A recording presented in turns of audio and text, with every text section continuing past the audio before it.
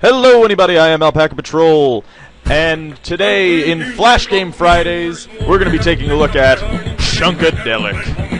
Chunkadelic is a game you can find on Newgrounds. I'll put links down in the description, but it's pretty darn cool.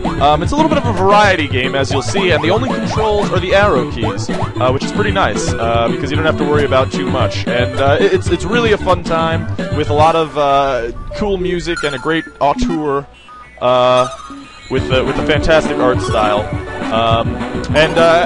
This looks a lot like Brick Breaker, doesn't it? Well, that's because it is. This game is kind of a variety game of all those kind of retro classic type of games that you're used to, except it's got a really cool art style. It's got great music as well, and it changes up per game, which is pretty cool. You'll see after I complete this Brick Breaker stage about how the game actually works. Oh man, I'm always kind of terrible at Brick Breaker, by the way. So just in case I fail this, know that it's not. It's because I suck. And just quickly, I'll show you what happens if you miss, which is kind of a mechanic that I wish regular Brick Breaker had, where it just bounces off the floor instead of making you start on a new life.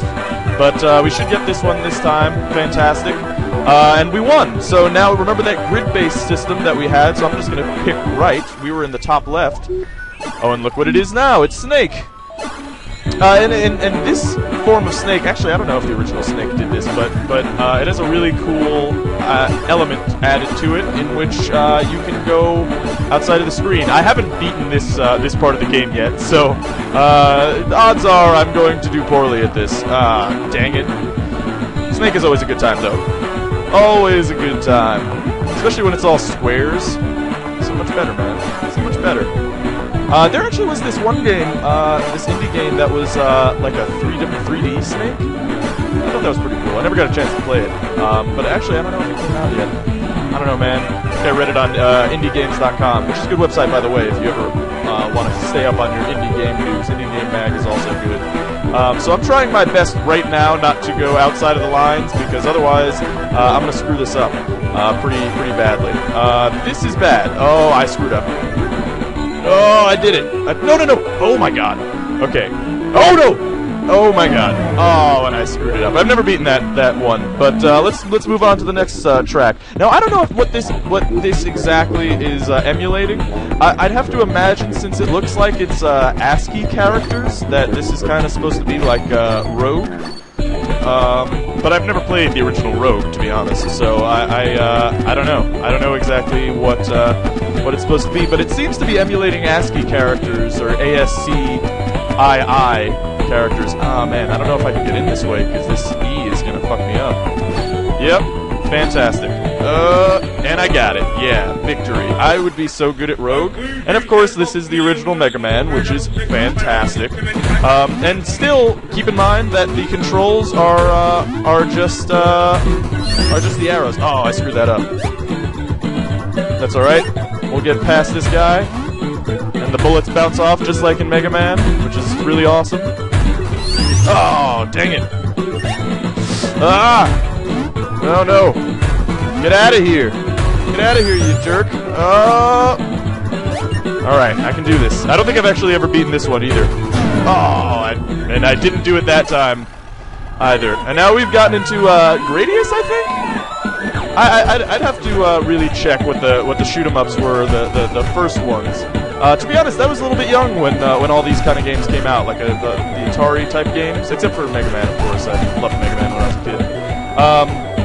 But yeah, I mean, this is just a really fun time. It's got it's got a great soundtrack. It's got a really great art style that's fantastic and colorful, and really, it's hardcore enough and casual enough to keep your interest and have a fun time. And really, that's what Flash games are all about. Is you're not playing them like it's Mass Effect or something. You're playing them to have a good time and see what the developer is capable of. And of course, the humble beginnings of the indie game scene started in Flash games. For instance, Ed McMillan started on Newgrounds as Blue Baby. Oh my God.